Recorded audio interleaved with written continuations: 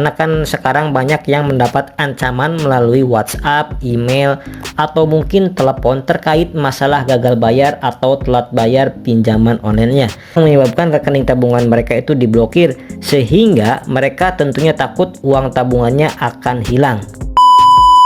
Assalamualaikum warahmatullahi wabarakatuh. Di video kali ini kita akan membahas masalah ancaman atau peringatan dari DC pinjaman online terkait masalah KTP dan rekening bank kita sendiri itu ditutup atau diblokir.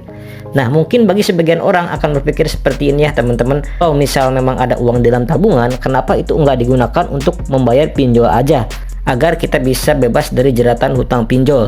Jadi gini ya teman-teman, konsepnya adalah ketika teman-teman terjebak di aplikasi pinjaman online, bukan berarti teman-teman harus enggak makan ya. Teman-teman kan butuh makan, butuh minum, membutuhkan kebutuhan sehari-hari. Kalau kita mengorbankan hal-hal seperti ini, itu tentunya nggak masuk akal ya teman-teman. Jadi saran saya kepada teman-teman semuanya, ketika teman-teman mendapat ancaman bakal KTP-nya diblokir lah, kemudian rekeningnya bakal diblokir atau ditutup, uang teman-teman jadi auto debit, nah itu bohong teman-teman ya. Itu nggak mungkin sekarang pihak bank itu tiba-tiba otomatis auto debit uang teman-teman masuk ke rekening pinjol atau membayar tagihan pinjol. Itu tidak semudah itu ya teman-teman. Nah, kalau misalkan itu terjadi, itu adanya pencurian data dan tanpa seizin teman-teman ya. Meskipun teman-teman mempunyai hutang sekalipun, sekelas pinjaman online besar itu tidak mampu untuk membuat otomatis auto debit menjadi cicilan atau tagihan pinjaman online teman-teman. Modus atau rahasia para orang-orang atau jasa pemutihan BI checking ataupun jasa penghapusan slik OJK dan lain sebagainya tanpa harus membayar hutang, maka slik OJK teman-teman katanya bisa bersih. Jadi ada beberapa orang atau oknum ya, dalam tanda kutip, yang ingin menyebarkan atau mempromosikan bahwa dia itu bisa dan mereka mempunyai jasa untuk menghapus data pinjol, mempunyai jasa untuk pemutihan BI checking, dimana ini merupakan banyak orang yang mengincar. Dan mungkin teman-teman yang nonton video ini juga ingin tahu ya teman-teman, karena banyak orang yang tertarik dan banyak orang yang terjerat masalah di sana.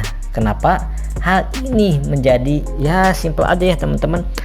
Banyak kan saat ini banyak tuh nasabah yang gagal bayar di pinjaman online.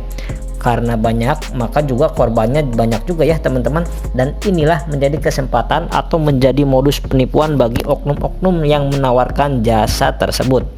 Jadi teman-teman harus tahu ya, nggak ada yang bisa menghapus hutang kalian atau menghapus slik OJK teman-teman melalui jasa atau pihak ketiga atau orang dalam, meskipun itu dari OJK, karena mereka mempunyai akses ke database data center pinjol. Itu semuanya bohong ya teman-teman. Nah, di video kali ini saya sarankan teman-teman jangan percaya untuk oknum-oknum yang mempromosikan jasa hapus data pinjol atau jasa pemutihan slik OJK. Itu semuanya bohong teman-teman, dan itu nggak pernah ada ya.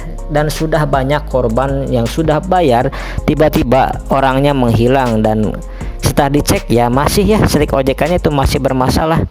Jadi untuk teman-teman yang mendapatkan tawaran seperti itu, sekalipun teman-teman nggak usah tergoda untuk melakukan hal tersebut. Biasanya ini terjadi untuk orang-orang yang pingin minjol lagi, pengen kredit rumah lagi, pengen kredit di bank konvensional, pengen tetapi mempunyai tunggakan di pinjol. Jadi seperti itu ya teman-teman. Sekian dulu di video kali ini, mudah-mudahan informasi ini bermanfaat untuk teman-teman semuanya. Saya pamit, wassalamualaikum warahmatullahi wabarakatuh.